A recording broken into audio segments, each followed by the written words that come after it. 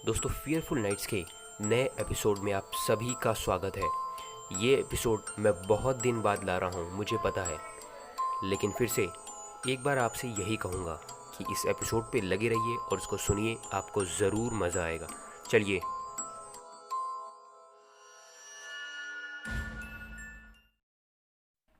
रचित के vlog YouTube पे आते ही धूम मचा देते थे। एक एक वीडियो पे करीब 5 लाख व्यूज़ आते थे।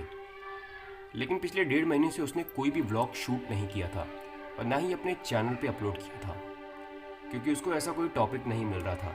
लेकिन चैनल की रेपुटेशन ना ख़राब हो, इसके लिए उसने नया व्लॉग डालने की सोचा और वो उसके लिए टॉपिक ढूंढने लगा। इंटरनेट से लेके न्यूज़पेपर तक छान लिया रचित ने, लेकिन उसको वैसा कुछ नहीं मिला जिसकी वो तलाश कर रहा था।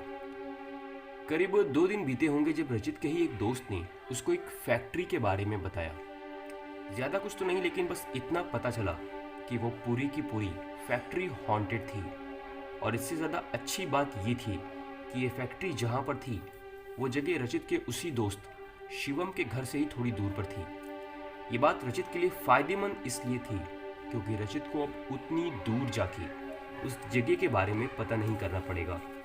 उसने तुरंत अपने दोस्त का नंबर डायल किया और उसके फ़ोन उठाते ही उसके हालचाल लेकर रचित ने उससे उस फैक्ट्री के बारे में पूछा। तो उसके दोस्त ने बताया कि वो एक परफ्यूम फैक्ट्री हुआ करती थी और वहाँ करीब 250 से ज़्यादा लोग काम करते थे। लेकिन एक दिन किसी कारण वहाँ आग लग गई और वहाँ काम करने वाले एक मजदूर की फैक्ट्री सहित जलकर मौत हो गई। और तभी से लोगों का मानना है कि वो पूरी की पूरी फैक्ट्री हॉन्टेड है। यहाँ उसके दोस्त ने एक बात और बताई कि कई लोगों का तो ये भी कहना है उन्होंने खुद उस फैक्ट्री के आसपास वहाँ काम करने वाले कई लोगों की आत्मा को वहाँ देखा है। ये बात सुनते ही रचित तो मानो पागल ही हो गया। उसने तुरंत अपने दोस्त से पूछा, भाई तू घर पे कब मिलेगा ये बता। उसके दोस्त ने कहा, दोपहर तक आ जाऊंगा, बता। रचित ने इस पे बोला, तो भाई सुन, तू दोपहर के बाद कहीं का प्लान मत बनाना प्लीज़, आज दोपहर को ही तेरे घर आता हूँ। जब उसके दोस्त ने उससे पूछा आखिर बात क्या है, कोई काम है या बस ऐसे ही मिलने के लिए, तो इस पर रचित ने बोला, वो तो मैं तुझे आके बताऊँगा। इसके बाद व्लॉग के लिए ज़रूरी सामान और बाकी की चीज़ें लेकर रचित निकल पड़ा अपने दोस्त के घर की तरफ। रचित ने घर 11:30 बजे छोड़ा था और अभी जब वो अपने दोस्त के घर पहुंचा तो टाइम हो रहा था दोपहर के 2:30। आखिर लंबे टाइम बाद दो दोस्त एक साथ थे। दोनों दोस्तों ने करीब 40 मिनट तक बातचीत करी। इसके बाद रचित ने अपनी तरफ से बात छेड़ते हुए उससे बोला, अबे अब मुझे पहले फुर्सत से बता उस फैक्ट्री के बारे में, उसके बाद तो मेरे साथ चल और मुझे दिखा कि आखिर उस फैक्ट्री में कौन सा ऐसा भूत है। यहाँ रचित के दोस्त ने एक बार रचित से बोली कि वो बस उसको उस जगह पर घटी कुछ घटनाओं के बारे में बता सकता है और उस जगह का रास्ता बता सकता है, लेकिन वहाँ ले नहीं जा सकता। रचित ने हालात समझते हुए अपने दोस्त से बोला, भाई मुझे कोई शौक नहीं है किसी भूत को जानबूझ के परेशान करने का, मुझे तो बस अपने नए ब्लॉग के लिए उस जगह को कवर करना है ताकि मेरे जो व्यूअर्स वो जो हिस्टोरिकल प्लेसेस और टूरिस्ट प्लेसेस देख के बोर हो चुके हैं उनको कुछ नया देखने को मिले। उसके दोस्त ने भी उस पर ज़्यादा रोक टोक नहीं करी क्योंकि रचित के लिए उसका ये काम भी ज़रूरी था। लेकिन उसने बातों बातों में ही रचित को एक बात साफ कर दी कि तुझे व्लॉग शूट करना है, वहाँ की फ़ोटोज़ देनी है या कुछ भी करना है, मुझे उससे कोई मतलब नहीं है। तो बस 7 बजे के बाद उस फैक्ट्री तो क्या उसके आसपास भी मत जाना। इस बात पर रचित और उसके दोस्त की पहले तो थोड़ी बहस हुई, लेकिन फिर रचित ने अपने दोस्त की बात मानते हुए कहा, अच्छा भाई ठीक है, नहीं जाऊँगा शाम को, बस खुश। इसके बाद रचित ने वहीं से अपने एक दूसरे दोस्त साकेत को फ़ोन करके बुला लिया। रचित का ये दोस्त साकेत उसके चैनल में उसके साथ काम करता था। दरअसल जो भी वीडियोस रचित शूट करता था उनको एडिट करने का काम साकेत करता था। साकेत एडिटिंग बहुत अच्छी करता था, इसीलिए रचित ने उसको ये काम दिया था। अगले दिन जब रचित का ये दोस्त उसके पास आया शिवम के घर पे, तो तीनों लोगों ने घर पर ही खाना खाया और खाना वगैरह करके ही 4 बजे तक जब रचित और साकेत शिवम के घर से निकले तो शिवम ने एक बात उन दोनों से बोली, दोस्तों जो बोला है उसका ध्यान रखना और अगर तुम लोग अभी उस फैक्ट्री के लिए निकलोगे तो 4:30 तक वहाँ पहुँच जाओगे और 6:30 बजे तक भी अगर वहाँ रहोगे तो तुम्हारे पास वीडियो बनाने के लिए करीब 2 घंटे होंगे। उन 2 घंटों में जो कुछ भी करना है वो करके तुरंत 7 बजे तक किसी भी हाल में वहाँ से निकल जाना, और निकलने के बाद मुझे एक कॉल याद से ज़रूर कर देना। उन दोनों ने शिवम की हाँ में हामी भरी और वहाँ से फैक्ट्री की ओर निकल गए। साकेत के साथ रचित को बाइक पे बैठे बैठे 30 मिनट हो चुके थे, लेकिन 30 मिनट के बाद भी वो दोनों फैक्ट्री नहीं पहुँचे। दरअसल रचित फैक्ट्री के लिए निकला ही नहीं था, वो तो बस बाइक पे घूम के टाइम पास कर रहा था, क्योंकि रचित को हॉरर व्लॉग शूट करना था, जिसके लिए वो अगर दोपहर में जाता तो उतना मज़ा नहीं आता। तो उसने 7 बजे जाने की सोचा, यानी शिवम के लाख बोलने के बाद भी रचित ने उसकी एक न सुनी। जब इस बात का हल्का हल्का एहसास साकेत को होने लगा कि बाइक तो रचित बहुत देर से चला रहा है और अभी तक तो उन दोनों को पहुंच जाना चाहिए था, तो जब उसने इस बात का जिक्र रचित से किया तो रचित अपने ही अंदाज में बोला, अबे तू भी पगला गया है क्या? 4:30 बजे जाएगा दोपहर के, वो भी हॉरर ब्लॉग शूट करने। साले किसी एंगल से नहीं लगेगा कि हॉरर ब्लॉग है, ऐसा लगेगा कि किसी कबाड़ खाने की ब्लॉगिंग कर रहे हैं। इस बात पर रचित को चेतावनी देते हुए साकेत ने बोला, अबे भाई तू क्यों रिस्क ले रहा है यार? उसने बोला था कि 7 बजे तक किसी भी हाल में लौटना है और तू उसका उल्टा करने पे लगा है। साकेत ने भी रचित को बहुत समझाया, लेकिन उसका मानना था कि जो लोग दिखाई ही नहीं देते वो भला किसी को नुकसान कैसे पहुंचा सकते हैं। इस वक्त समय हो रहा था 6:59 और रचित के साथ साकेत सारा ज़रूरत का सामान लेकर जंगल से उसी फैक्ट्री के रास्ते धीमे धीमे आगे बढ़ रहा था। अपनी बाइक को जंगल के बीच में छोड़ना पड़ा था उन दोनों को, क्योंकि जंगल के रास्ते में कीचड़ बहुत भरा था।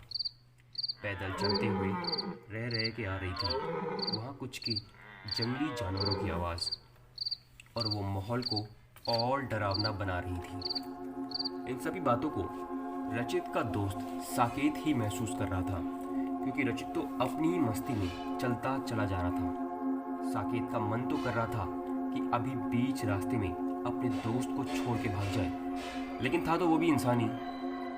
चलते चलते अभी उन दोनों को 10 मिनट ही हुए थे कि रचित ने सामने देखते हुए बोला, अबे वो देख आ गई भूतों की परफ्यूम फैक्ट्री, चल कैमरा ऑन कर, जल्दी कर।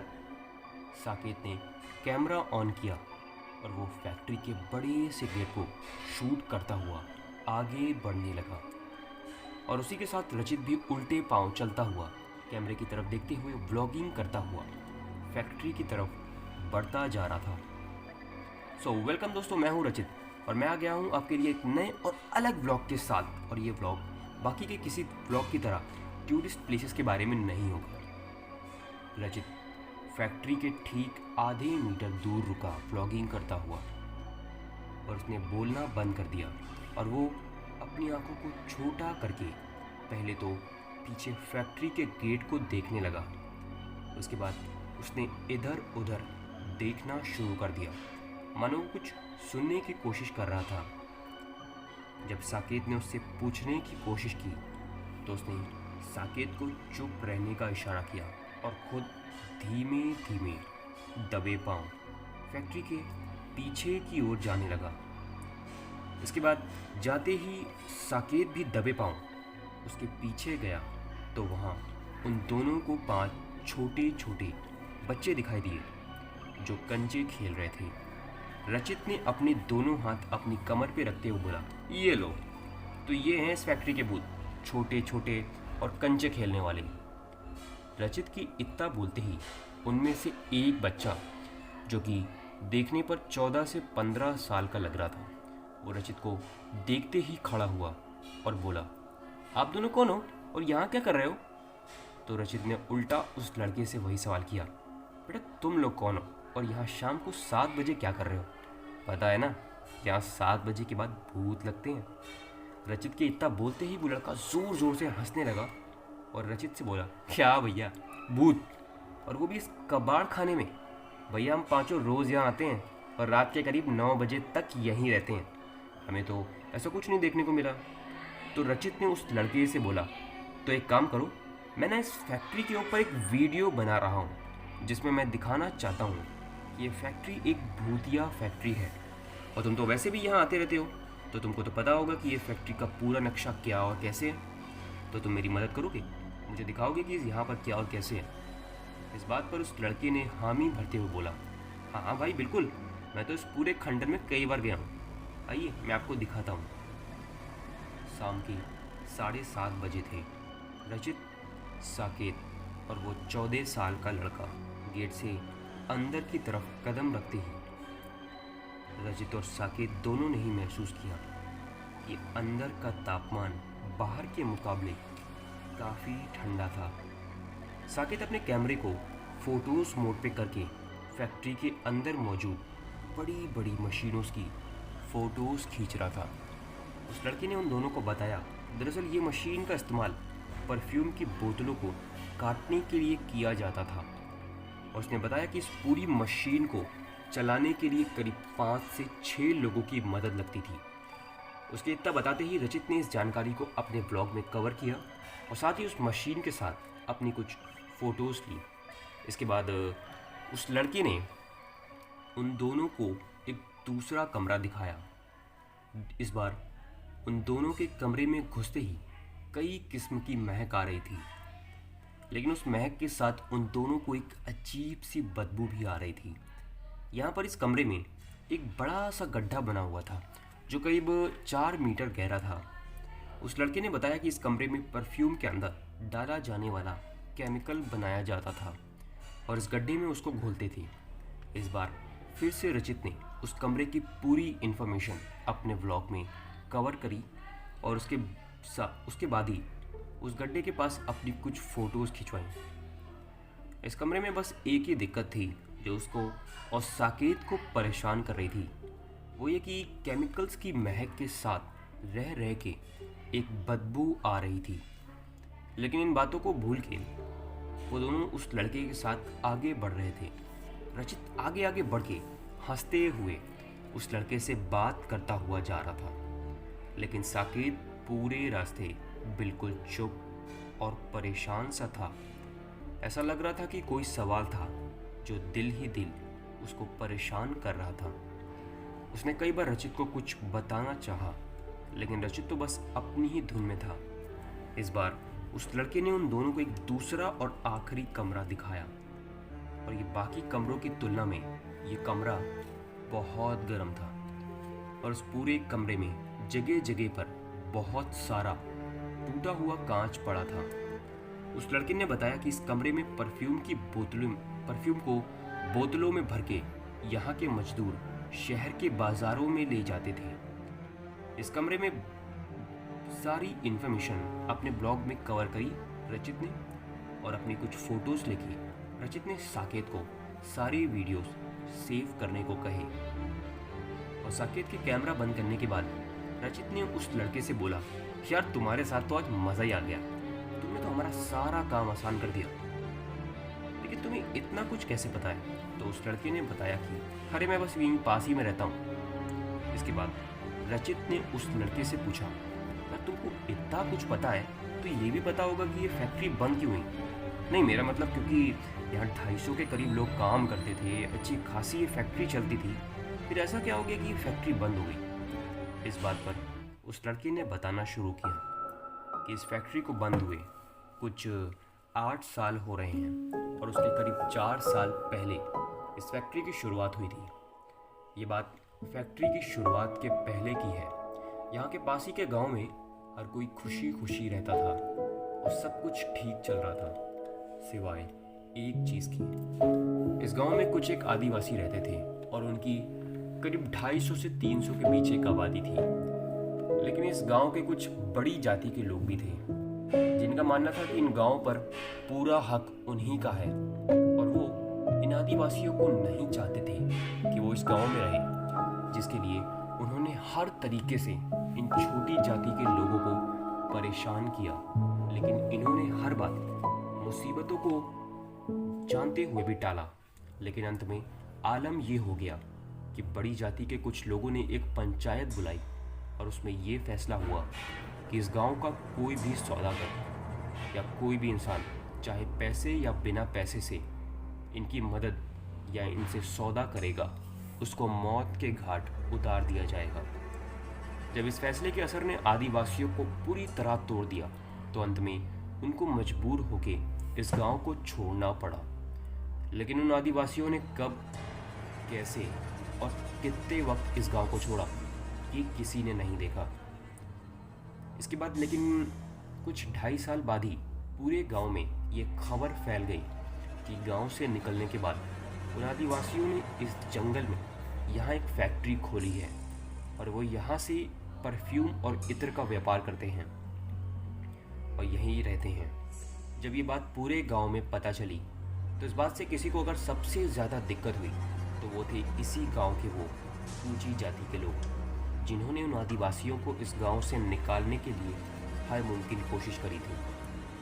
उन्होंने अपने कुछ आदमी लगाए इन आदिवासियों के पीछे ये पता करने के लिए कि आखिर इस फैक्ट्री से वो आदिवासी कितना कमा लेते हैं। और करीब कुछ वक्त तक उन आदिवासियों की जासूसी करने के बाद ये बात पता चली कि सिर्फ 2.5 साल में उस फैक्ट्री से इतनी आमदनी होती है जिसमें पूरा गांव 6 महीने तक बैठ के खा सकता है।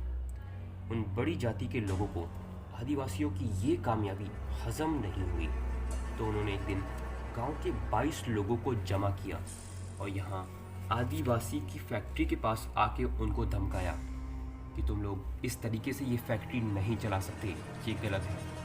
जब आदिवासियों ने इस फैक्ट्री को बंद करने से मना कर दिया तो उन गांव वालों ने उन आदिवासियों को धमकी दी कि अगर 6 महीने के अंदर तुम लोगों ने इस फैक्ट्री को हमारे हवाले करके इस गांव को खाली नहीं किया तो समझ लेना कि तुम में से कोई जिंदा नहीं बचेगा।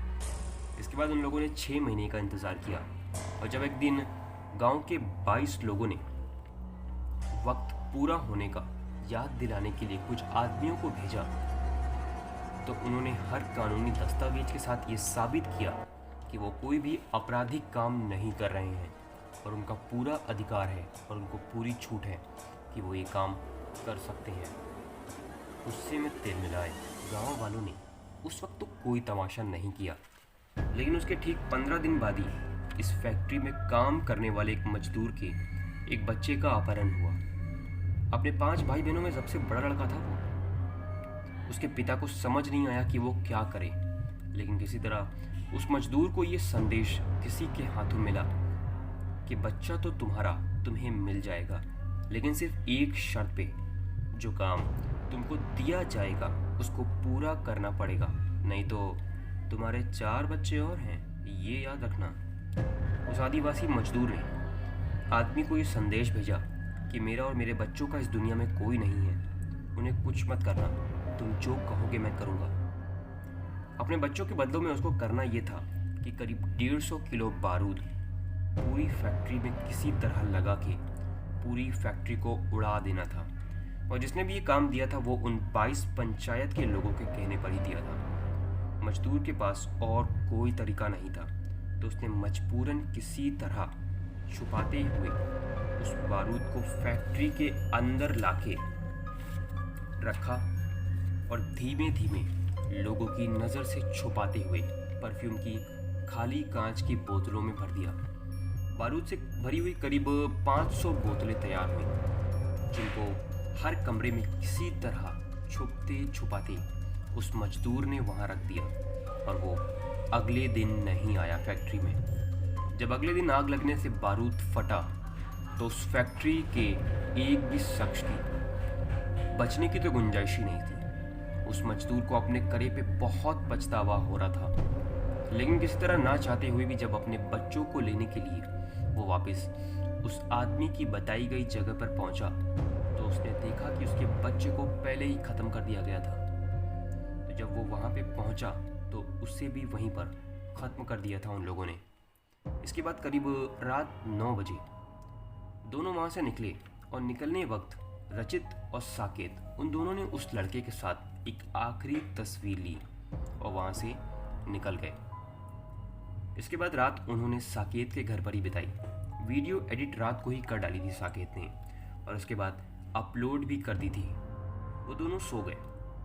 अगले दिन काम बहुत था उन दोनों को, लेकिन जब शाम को वो दोनों फ्री होके साकेत पे घर पे आए और साकेत के सिस्टम से अपनी वीडियो की रेटिंग्स देखने के लिए जब रचित ने उसका कंप्यूटर खोला तो कंप्यूटर खोलते ही उन दोनों की खुशी का ठिकाना नहीं था। दरअसल कल उन्होंने करीब रात 11:20 पे वीडियो अपलोड करी थी और इस वक्त शाम के 7:20 हो रहे थे। अभी ठीक से एक दिन भी नहीं हुआ था कि उनकी वीडियोस करीब 60 लाख के ऊपर व्यूज़ को टच कर रही थी। वो दोनों वीडियोस को देख के पगलाए जा रहे थे कि तभी रचित की नज़र कमेंट सेक्शन पर गई तो एक पल को तो उसकी सारी खुशी गायब ही हो गई। वो ध्यान से कमेंट सेक्शन को देखने लगा। दरअसल वीडियो तो करीब 7 लाख के ऊपर लोगों ने देखी थी, लेकिन कमेंट्स में ज़्यादातर लोगों ने एक ही बात लिखी थी। उन्होंने लिखा था कि पीछे के सारे लोगों ने मेकअप की कितनी फीस ली है। ये कमेंट पढ़ के उन दोनों को कुछ समझ नहीं आया। उन्होंने और भी कई लोगों के कमेंट पढ़े तो उन सभी कमेंट में एक जैसी बात लिखी थी। दरअसल सभी लोग कुछ मेकअप करे हुए लोगों की बात कर रहे थे। तो इस बात का पता लगाने के लिए जब उन दोनों ने वीडियोस को वापस देखा तो उन दोनों को अपना जिंदा होना ही मजाक लग रहा था। दरअसल वीडियोस में जब भी वो दोनों फैक्ट्री के पीछे की ओर गए थे तो वहाँ रचित हवा में ही किसी से बात करता हुआ अंदर तक आया और जब वो दोनों अंदर आए तो करीब 30 से 35 लोग उनको घूर घूर के देख रहे थे जो वहाँ पहले से मौजूद थे। उन सभी लोगों की हालत इतनी खराब थी, उनको देख के ऐसा लग रहा था कि वो सभी मानो पूरी तरह जले हुए हों। और पूरा वक्त जब जब रचित हवा में किसी से बात करते हुए अलग अलग कमरों में गया तो हर कमरे में उसी हालत में खून में लथपथ लोग उनको घूर रहे थे और उनके आस पास खड़े थे। अपनी आंखों पे विश्वास तो नहीं हो रहा था उन दोनों को, लेकिन तभी साकेत ने जल्दी से कैमरा उठाया और सारे फोटोज चेक किए तो इसको एक झटका और लगा। दरअसल फोटोज में रचित की हर फोटो में दाएं और बाएं तरफ कई लोगों की लाशें पड़ी थी और उसके पीछे कई लोग थे जो उसको घूर के देख रहे थे। और आखिरी फोटो में जिस बच्चे के साथ रचित ने फोटो ली थी वो 14 और 15 साल का लड़का, उसकी गर्दन में इस तरह से किसी ने चीरा मारा हुआ था, मानो किसी ने उसको चाकू से काटा। उसकी गर्दन बुरी तरह रेती हुई थी। वो दोनों ये सब देख ही रहे थे और कमेंट में लोग किन मेकअप वाले लोगों की बात कर रहे थे उनको बस समझ आया ही था कि तभी उनके पास शिवम का कॉल आया। जब कॉल उठाया तो शिवम ने हंसते हुए बोला, अबे भाई सॉरी कल के लिए, माफ़ कर दे यार। जब उसने पूछा कि किस चीज़ के लिए तो उसने बोला, भाई कैसी बात कर रहा है, परसों 1 अप्रैल था और मैंने जिस फैक्ट्री के बारे में बताया था वो सब झूठ था। वहाँ कोई भूत वूत नहीं रहता। हाँ, वो फैक्ट्री बंद तो काफ़ी सालों से पड़ी है, लेकिन वहाँ ऐसी कोई बात नहीं है। अप्रैल फूल के लिए सॉरी भाई। इसके बाद शिवम ने फ़ोन काट दिया। रचित और साकेत दोनों को यकीन नहीं हो रहा था कि ये बात झूठ थी जो शिवम ने बोली या कल जो हुआ वो झूठ था। दोस्तों, कई बार कुछ झूठ ऐसे होते हैं जो सच से ज़्यादा गहरे और सच्चे होते हैं। मिलता हूँ आपसे नेक्स्ट वीडियो में, तब तक के लिए गुड बाय।